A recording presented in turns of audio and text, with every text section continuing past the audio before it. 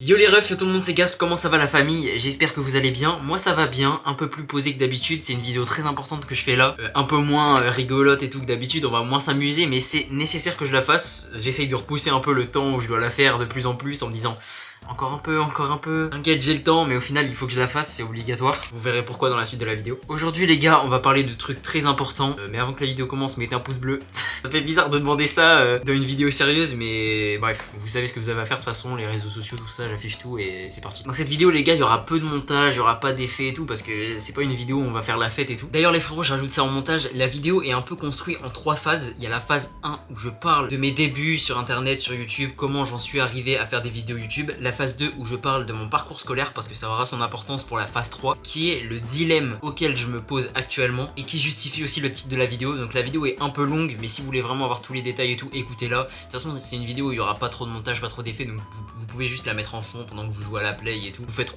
Ou que vous faites autre chose, c'est un peu un petit podcast, tu vois. Mais bref les gars, bonne vidéo. Elle est nécessaire et elle va peut-être pas vous faire plaisir, mais vous inquiétez pas, je vais tout vous expliquer. Alors déjà, j'ai remarqué un truc, c'est que depuis le début de ma chaîne, en mars 2021, non 2022, mars 2022, putain je sais même plus, je suis trop con. On n'a pas fait vraiment de bilan, à part la vidéo de mes 18 ans. En fait juste, c'est un peu une FAQ drôle et tout, et il n'y a pas vraiment de fond sérieux, tu vois. D'ailleurs, avant qu'on commence, je tiens à placer une dédicace à tous les mecs qui vont m'interviewer dans le futur et qui regarderont cette vidéo. Ça va être du pain béni pour vous, vous allez apprendre beaucoup de choses.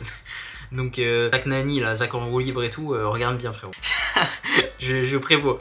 Du coup, on va commencer par replacer le contexte de mes débuts. Parce que c'est vrai que je vous en ai jamais parlé, je suis arrivé sur YouTube d'un moment ou à un autre. Vous saviez pour certains que j'étais sur TikTok avant, mais en vrai les gars, mes débuts, il s'est passé plus de trucs que vous ne le pensez, mais il s'est pas passé non plus énormément de trucs, donc je vais vous dire. En gros, ce qu'il faut savoir, c'est que depuis que je suis petit, moi, depuis très tôt, je kiffe sa mère les jeux vidéo. C'est mes parents qui m'ont un peu initié à ça. Mes parents, c'est pas spécialement des gros gamers et tout, mais tu vois, ils comprennent le délire. Et donc, je me rappelle, je rentrais de l'école primaire, il y avait écrit loading sur la télé, c'était Crash Bandicoot 2, 3, je sais plus, que mon père m'avait acheté sur Play 2. J'ai eu la Play 2, la GameCube, la Wii, la DS, la 3DS, enfin bref. Je fais pas ça pour faire le flexeur et dire que j'ai eu plein de consoles, mais pour vous dire que j'ai vraiment grandi un peu avec les jeux vidéo. Et en gros, de fil en aiguille, tu vois, je commençais à jouer tout seul, à découvrir de plus en plus les jeux vidéo. Tu vois, j'ai commencé par la Wii, les petits jeux, Wii Party, Wii Sport, tu connais. Après, je passais à la Xbox One, j'ai découvert GTA, les open world et tout, et je me suis dit, mais en fait, les jeux vidéo, c'est un truc de zinzin. Alors, t'es là, tu peux explorer un vaste monde, faire tout ce que tu veux un peu. C'est trop une dinguerie, tu vois. Je suis devenu amoureux des jeux vidéo. Et quand je pouvais pas jouer, je pensais quand même aux jeux vidéo. En fait, je vivais que pour ça, limite, quand j'étais petit. Et donc, c'est de là que j'ai découvert YouTube. D'abord avec les vidéos GTA, parce que je pouvais pas jouer à GTA tout le temps, tu vois. Et donc, je regardais Cyril, qui à l'époque s'appelait Super Connard. Je regardais Neito75, Marcus27500, c'est des rêves d'anciens. Je sais pas s'il y en a qui vont l'avoir. Mais bref, c'est comme ça que j'ai découvert YouTube, tu vois. Et de fil en aiguille, passer du gaming GTA au gaming tout court, puis au pas gaming. Et au bout de 1 an, tu vois, je suivais tous les youtubeurs de la plateforme. C'est comme ça que j'ai découvert Squeezie, Cyprien, tout ça. Enfin bref, vous connaissez les noms, je vais pas vous faire l'offense de citer tous les youtubeurs. Et donc quand j'étais petit, comme beaucoup de petits gars qui regardaient YouTube, je me suis dit, putain mais ça doit être trop bien d'être youtubeur. Et là, tu joues aux jeux vidéo, tu fais rire des gens, soit les deux trucs que j'aimais le plus quand j'étais petit. Et en plus, tu gagnes ta vie, tu réunis une communauté, tu partages avec des gens. Mais frère, c'est une folie, tu vois. Du coup, je voulais trop devenir youtubeur quand j'étais petit, mais en fait, contrairement à d'autres, et c'est pas grave du tout, hein, mais genre tu vois, il y a plein de youtubeurs qui se sont lancés quand ils avaient 12 ans et se sont dit, vas-y, je vais faire des petites vidéos de merde, je vais filmer avec mon téléphone, je vais faire le con et tout. Mais moi, j'avais un peu la présence d'esprit de me dire, ça sert à rien, tu vois. Genre tous les youtubeurs que je regarde et qui ont du succès, ils ont une caméra, un PC, un setup et tout. Je vais pas me lancer avec mon vieux téléphone, je vais jamais réussir à percer, tu vois. J'avais déjà un peu ce recul, mais bah ouais, bah du coup, je me suis pas lancé. Et donc, peu à peu, ce rêve d'être youtubeur, c'est un peu caché dans ma tête, tu vois, et j'ai fait ma vie, quoi. Mais je regardais toujours YouTube, je regardais tout le temps, bah, même encore aujourd'hui, vous pouvez demander à mes parents qui regardent la vidéo, je regarde tout le temps YouTube, je suis tout le temps avec mon casque, genre là, j'ai pas de casque, c'est limite un truc de fou. Toute la journée, je suis comme ça, regardez, reconstitution. J'ai mon casque, un nouveau d'ailleurs, que mon père m'a offert, merci papa, mon iPad.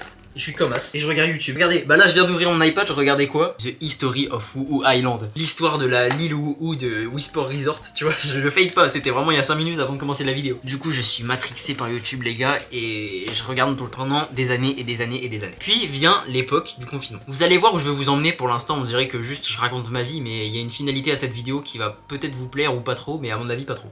Vient l'époque du confinement et là je commence, non un peu avant le confinement, genre 3-4 mois avant le confinement, je commence à regarder des animés. Je regardais quand j'étais petit à la télé, Naruto, Dragon Ball, un peu comme plein de petits gars de mon âge, tu vois. Et j'ai un pote, dédicace à toi frérot, qui me dit vas-y viens on regarde Naruto, je suis en train de regarder, c'est une dinguerie, regarde. Et là je dis vas-y ok, quand j'étais petit je kiffais et tout, mais si tu veux, tu vois. Je regarde un épisode, 2 épisodes, 3 épisodes, 4 épisodes en une journée et je me dis mais frère c'est une dinguerie. Le lendemain je regarde 5-6 épisodes. Le surlendemain je regarde 10. Après je regarde 15. Je regarde Naruto toute la journée les gars. Et là je deviens matrixé par les animés. C'était quand j'avais 15 ans du coup en 2020 tu vois. Je deviens full matrixé. En plus il y a le confinement qui arrive, je regarde des animés tout le temps. Et donc après quand j'ai fini Naruto, que j'ai bien avancé dans One Piece, que j'ai fini Dragon Ball, enfin j'ai regardé tous les classiques en fait, je ressens un vide en moi. Je ne sais plus quoi faire.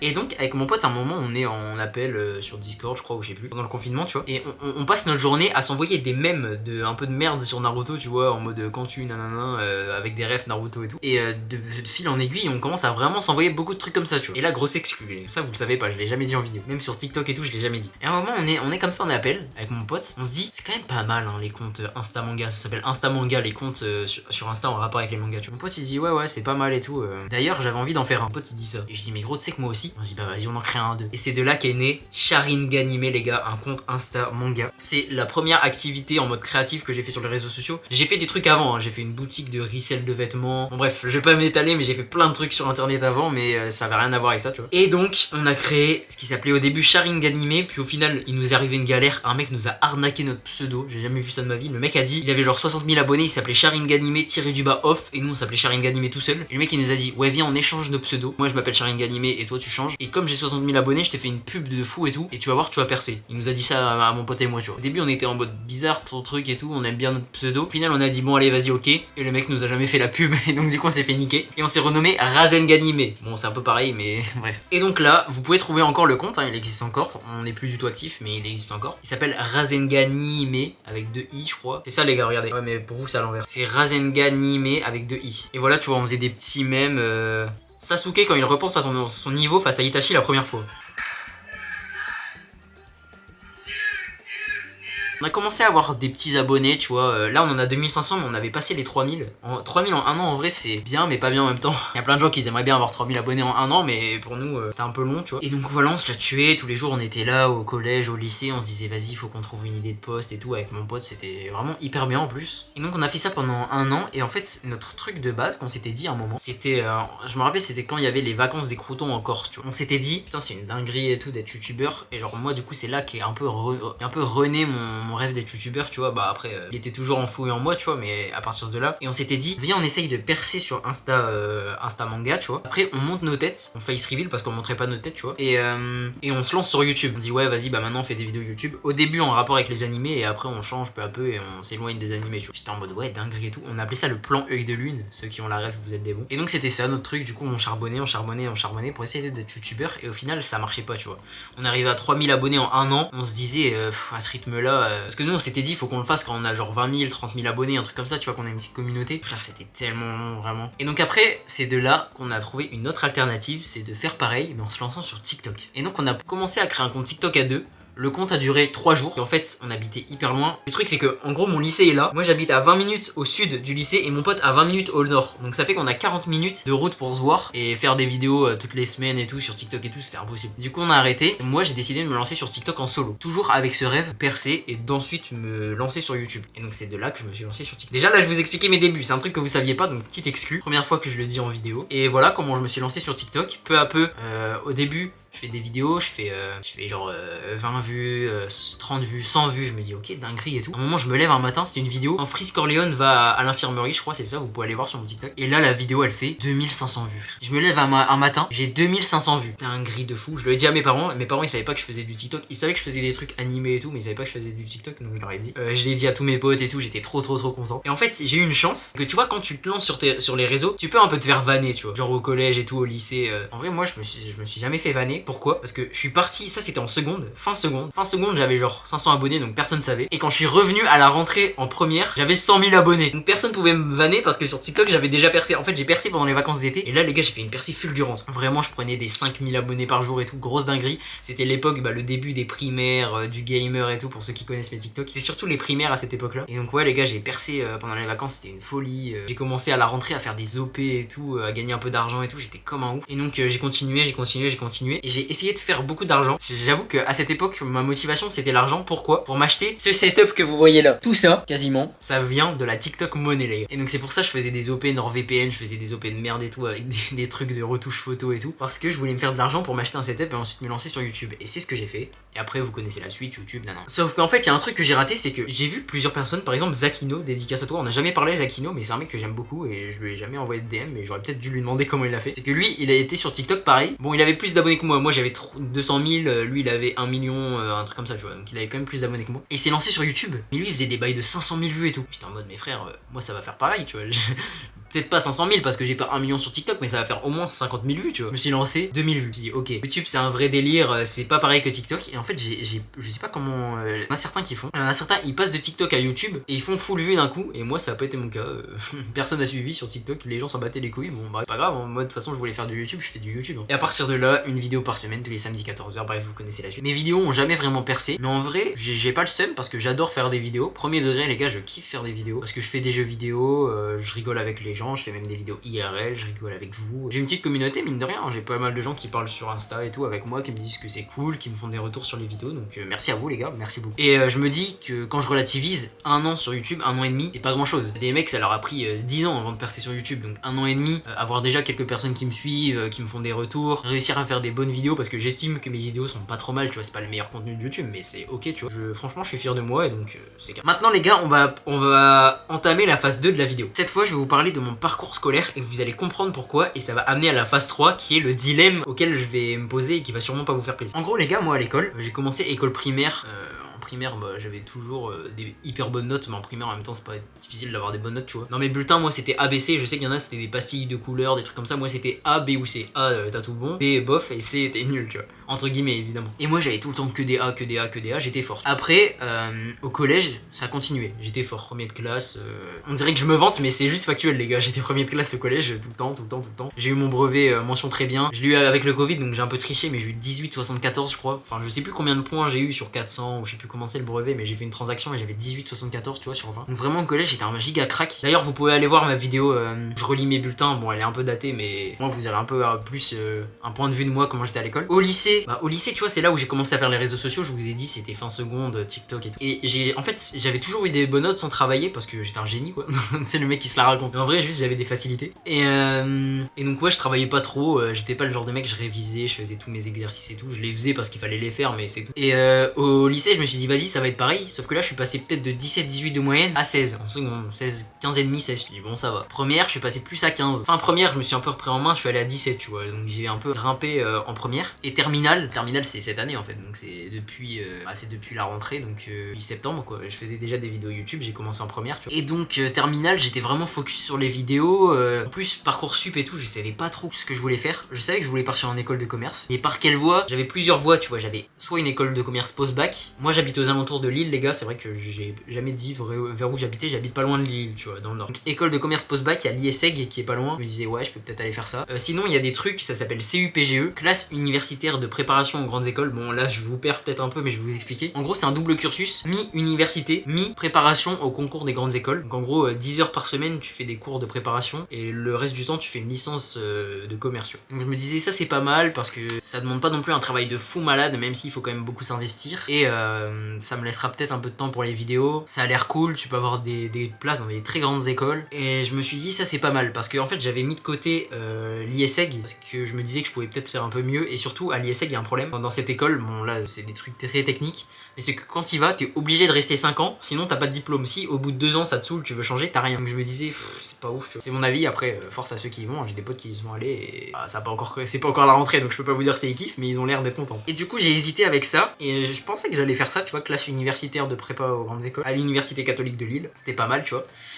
Et au final, je me suis renseigné sur la prépa classique. Donc la prépa où 2 ans tu charbonnes pour passer un concours et rentrer dans une grande école. Mais quand je te dis que tu charbonnes, c'est en mode le week-end, le samedi tu te lèves à 8h et tu te couches à 23h et tu travailles de 8h à 23h en ayant 1 heure de pause le midi pour manger, tu vois. C'est pas un truc de rigolo, c'est vraiment tu charbonnes. Ceux qui connaissent pas la prépa, les gars, c'est tu travailles matin, midi et soir. Je me suis renseigné sur ça et j'ai vu que ça avait des avantages parce que bah déjà t'apprends beaucoup de choses et mine de rien, on dirait que je suis un gogol comme ça, mais je m'intéresse à l'économie et tout. C'est vrai que ça peut vous surprendre, mais en fait je suis un peu un un mec, un intello. Tu vois, je fais l'intello dans mes TikTok, je vanne les intellos, mais je suis un peu un intello en fait. En fait, toutes les personnes de mes TikTok me représentent une facette de moi. Hein. Vous regardez le gamer, le gros geek, nerd, puant qui joue à des jeux toute la journée, bah c'est moi. L'intello qui a des bonnes notes sans rien faire, qui est là, qui fait le faillot auprès des profs, c'est moi. Et le primaire, le mec nostalgique qui kiffe les cartes Pokémon et des trucs comme ça, c'est moi aussi. En fait, tous mes TikTok abusent un trait de ma personnalité, mais c'est moi en fait. Et donc le côté intello est ressorti cette fois-là. Et je me suis dit, la prépa c'est bien parce que déjà tu peux avoir full ambition. Il y a un peu d'esprit shonen, tu vois, en mode. Moi, c'est l'esprit shonen, c'est un truc qui me parle. Genre en mode tu pars de rien, tu charbonnes comme un fou et t'arrives au top, tu vois. La prépa, il y a un peu de ça, tu vois, c'est un peu de la méritocratie, c'est à celui qui va plus travailler. Et donc je me suis dit, la prépa c'est quand même pas mal. Et sur Parcoursup, j'ai mis des prépas. Et j'ai été pris dans une prépa à Lille. D'ailleurs, je m'en suis un peu voulu. Bon, là, je rentre dans des côtés plus personnels parce qu'en fait, cette année, je me suis vraiment focus sur les vidéos. Comme je sais pas trop ce que je voulais faire sur Parcoursup, bah j'ai un peu rien foutu, tu vois, de l'année. Bon, j'avais pas des notes catastrophiques, hein, j'avais 13 et tout. J'avais 13 en maths, 17 dans certaines matières. Genre, j'étais autour de 15 de moyenne générale. Pour vous, il y en a qui rêveraient d'avoir 15 de moyenne générale, mais pour moi, tu vois, c'était pas un truc de fou. Et du coup, sur Parcoursup, j'ai mis des prépas très bonnes et j'ai pas été pris, tu vois. Parce que justement, cette année, j'ai peut-être trop focus les vidéos par rapport aux cours. Donc, je m'en suis un peu voulu. J'ai eu des phases de remise en question et tout. Dans les vidéos, ça se voit pas trop, mais dans ma tête, j'étais pas trop bien. Enfin, j'étais pas en mode dépressif et tout, mais j'avais le seum, quoi. Mais c'est pas très grave, au final, j'ai été pris dans une prépa qui me plaît, c'est pas loin de chez moi, donc c'est cool. Et donc voilà, les gars. Ah oui, et d'ailleurs, j'ai eu mes résultats du bac, je les ai montrés sur Insta, et je vais vous laisser avec Gasp du passé qui découvre ses résultats du bac. Et oui, happening, vous y attendez pas, celle-là. Allez, Gasp du passé, c'est à toi. Wesh les frérots, j'espère que vous allez bien. Il est actuellement 9h30, je tourne pas des vidéos aussitôt d'habitude. On se retrouve pour les résultats du bac en live, normalement c'est à 9h45. Bon, là, comme vous le voyez, l'application ne peut pas être accédée. Ceci peut être dû à une opération de maintenance, une trop forte sollicitation, une anomalie que nos équipes ont détectée. Le site a crash. Il y a trop de gens dessus. Frère, le gouvernement, wesh. Frérot, on a un PIB de 2300 milliards. Vous pouvez pas créer un site, genre. Bon, allez, lance-les, frère. Allez, là. Bon, bah, écoutez, moi, je vais jouer à Clash of Clans en attendant. Je vous dis quoi, hein. Ouais, regardez, les gars, je suis passé à DV11. Stylé, ah ouais. Bon, moi, je vais jouer à Zelda, hein. Wesh. J'ai mes notes. J'ai mes notes, les gars. Attends. Ok les gars, mes notes. Attendez, est-ce que je peux vous montrer? Non, il y a mon blaze. Faut que je cache mon blaze. C'est bon, les gars, je les ai. Admis, mention très bien les gars. 17,83. Philosophie 16. Alors que toute l'année, j'ai eu 8 de moyenne en philo. Et bah ça, c'est comme ma daronne les gars. Comme ma mère. Ma mère, elle a eu 8 de moyenne en philo toute l'année. Elle a eu 16. Putain, je vais pouvoir lui dire, on est ensemble. Grand oral 19. Alors que je suis passé en maths, je pensais avoir fait de la merde. J'avais un sujet sur le bitcoin et tout les gars, une folie. Mathématiques 20, SES 20, ça je savais. Histoire géo, après ça c'est contrôle continu. 15,20, je pensais qu'il y avait enseignement moral et civique 20. Bon ça... LVA et anglais 19,3 en anglais les gars, je suis bilingue frère. Appelez-moi William Shakespeare frère. Espagnol 15,60, bon ça va. Enseignement scientifique 17,60 et sport 16. En vrai ça va 16 en sport parce que je suis vraiment gros là, hein. Je suis vraiment nul en sport. Et du coup les gars, philosophie 16. Putain, je m'y attendais pas. Je pensais vraiment que j'allais avoir 12, un truc comme ça. Sachez en tout cas, même s'il y en a qui ont des difficultés, si vous l'avez eu, je suis super content pour vous. Félicitations à tous ceux qui l'ont eu les gars, que n'importe quelle mention on s'en fout. Si vous êtes content de vous, c'est le principal. Ceux qui l'ont pas eu les gars, c'est pas très grave. Retentez l'année prochaine ou alors... je sais pas si tu peux passer en études supérieures sans l'avoir. Bref, on s'en fout. Mais faites de votre mieux. Voilà les gars, vous avez vu 17,83, c'est quand même pas mal pour un mec qui a rien foutu. Mais en fait, j'ai juste révisé pour les examens finaux et toute l'année, j'ai rien fait en fait. Je suis un peu une fraude. En fait, ça me fait bizarre de parler de mes cours parce que je suis un mec, je déteste être prétentieux, je suis humble. Mais comme j'ai des bonnes notes, genre des fois, j'ai déjà eu ce problème avec des mecs que je connais. On me dit, t'as eu quelle note au bac? Je dis ça. Ils disent, ah ouais, excuse-nous. Mais frère, bah j'y peux rien. Enfin, je suis fort, tant mieux pour moi, tu vois. Et on dirait que je suis prétentieux, mais pas du tout les gars. Je suis hyper content, hyper reconnaissant et je veux pas du tout me vanter, mais c'était juste pour vous tenir au courant de mes actus. Et bref, du coup, vous voyez, j'ai des bonnes notes et j'ai été pris dans une prépa. Et comme je vous l'ai dit, la prépa du charbon, c'est dizaines d'heures de travail. C'est genre 35 heures de travail en cours, genre au lycée. Enfin, c'est dans des lycées en fait, les prépas. Par semaine. Et limite le double à la maison, donc 35 heures de travail en mode devoir, tu vois, chez toi. Ça veut dire le soir, tu rentres 18h, 19h, ça dépend si t'as des calls et tout. Tu rentres chez toi, des fois, il est peut-être 22h. Et tu travailles jusqu'à minuit à faire des devoirs, à travailler et tout. Et donc, se pose un problème, la phase 3 de la vidéo, qui est l'avenir des vidéos YouTube. C'est un peu le titre de la vidéo. J'arrête les vidéos pour l'interrogation. Qu'est-ce que je fais? J'ai la prépa où je vais devoir travailler comme un fou. Et j'ai les vidéos qui me demandent beaucoup de temps. On dirait pas comme ça, mais une vidéo par semaine. J'ai genre 1h30, 2h. Bon, les récentes vidéos Mario Bros, Getting Over It, c'est plus du 4-5 heures de tournage. Puis après, j'ai 5-6 heures de montage. Ça veut dire que ça me prend 10-15 heures par semaine, tu vois, les vidéos. Sauf que ce temps-là, c'est du temps où je ne pourrais pas travailler en prépa. Qu'est-ce que je fais? Je réfléchis à plusieurs opportunités que je vais vous citer. Je sais pas combien il y en a, mais je vais vous les dire. Opportunité, enfin, possibilité 1, j'arrête les vidéos. Possibilité 2, je réduis mon nombre de vidéos. J'en fais plus une par semaine, mais une tous les 2-3 semaines, un mois. Possibilité 3, je prends un monteur. Possibilité 4, je foire mon année et je focus les vidéos. La possibilité 4, je foire mon année et je fais des vidéos, je vais pas la faire parce que de 1, je vais me faire déshériter et de 2, bah j'ai pas envie de foirer mon année, frère. J'ai envie d'aller dans une grande école pour plein de choses, pour avoir un bon métier dans l'avenir parce que c'est pas sûr que YouTube ça marche et j'ai envie de faire des bonnes études. Possibilité 4, on l'enlève. Possibilité 1, c'était j'arrête les vidéos. Vous me connaissez, je suis un passionné, esprit shonen, j'ai dit que je lâcherais rien, jamais de la vie je vais faire ça. Il reste donc 2 possibilités. Non, 3. En fait, il y en a une autre. Je viens de rajouter une. Oh putain, la vidéo brouillon de fou. Possibilité d'après, c'est que je fais des vidéos, mais je fais des vidéos de merde. Genre, j'arrête de faire du montage de fou et je fais des vidéos de 5 minutes toutes les semaines. Je suis pas de cet avis. J'ai pas envie de faire des vidéos nulles toutes les semaines et tout. Donc, il me reste 2 possibilités. Soit je prends un monteur, soit je réduis mes délais de vidéos et j'en fais plus une par semaine. Le problème, les gars, c'est que prendre un monteur, ça demande d'avoir de l'argent. Or, ma chaîne n'est pas monétisée, j'ai pas d'entrée d'argent et je travaille pas, j'ai pas de salaire, je suis étudiant. Donc, prendre un monteur, sachant que les tarifs des monteurs, ça tourne autour de 200-300 € la vidéo. J'ai pas les sous pour prendre un monteur, donc j'oublie. Ça veut dire que les gars, la seule solution qui me reste pour continuer les vidéos et en même temps focus les cours, c'est de réduire le délai de mes vidéos, c'est de plus faire une vidéo tous les samedis 14h. Il n'y aura plus de rendez-vous tous les samedis 14h, en tout cas pendant 2 ans. Ma prépa, après quand je serai en école, on pourrait faire ce que je veux, tu vois, j'aurai sûrement des horaires plus cool et tout. Mais en tout cas pendant les 2 ans de ma prépa, il n'y aura plus des vidéos tous les samedis à 14h. Il y aura des vidéos, je ne peux pas vous dire quand, je sais pas si ce sera toutes les 2 semaines, toutes les 3 semaines, tous les 1 mois, tous les 2 mois, tous les 6 mois, parce que je sais pas la quantité de travail que je vais avoir, ça va aussi dépendre des périodes. Des fois j'aurai des trucs de concours blanc, examen blanc et tout, et donc je pourrais en faire moins. Des fois j'aurai des périodes plus tranquilles avec des vacances scolaires, je pourrais en faire plus. Du coup ça va me demander beaucoup d'organisation, ça va me demander de réussir à tourner des vidéos d'avance, de faire du montage dans mon temps libre, que je vais faire je pense. Là je suis en train de réfléchir à comment je vais faire l'année prochaine. Je pense que déjà je vais m'avancer de fou pendant les vacances, pas ces vacances d'été là parce que là je pars bientôt dans 2 semaines, dans moins de 2 semaines d'ailleurs. Du coup bah j'aurai pas mon PC, mon setup, je pourrais pas faire de montage. Mais pendant les petites vacances scolaires, tu vois, si j'ai une semaine de vacances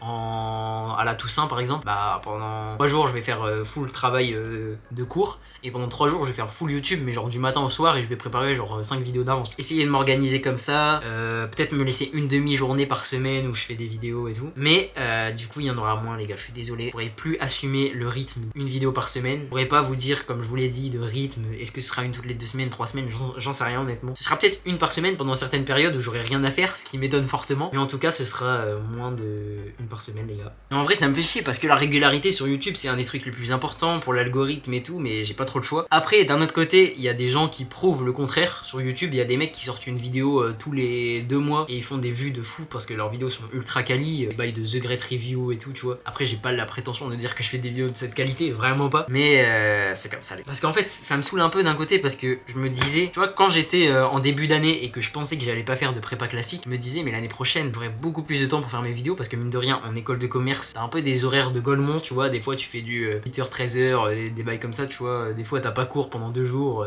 Attention, je critique pas les écoles de commerce, moi-même je vais y aller dans 2 ans, donc je critique pas, mais des fois t'as un peu des horaires de Golemont et je me disais je pourrais stream tous les soirs. En fait j'ai plein d'idées de concepts de vidéos. Là je parle plus de ma chaîne YouTube. Par exemple il y avait un truc que j'avais trop envie de faire cette année, vous allez me prendre pour un fou, mais c'est des podcasts. En fait c'est un format qui se fait plus sur YouTube, les bails de comme Cyprien ou Norman, plus Cyprien que Norman parce que j'ai pas trop envie de faire comme Norman si vous voyez ce que je veux dire.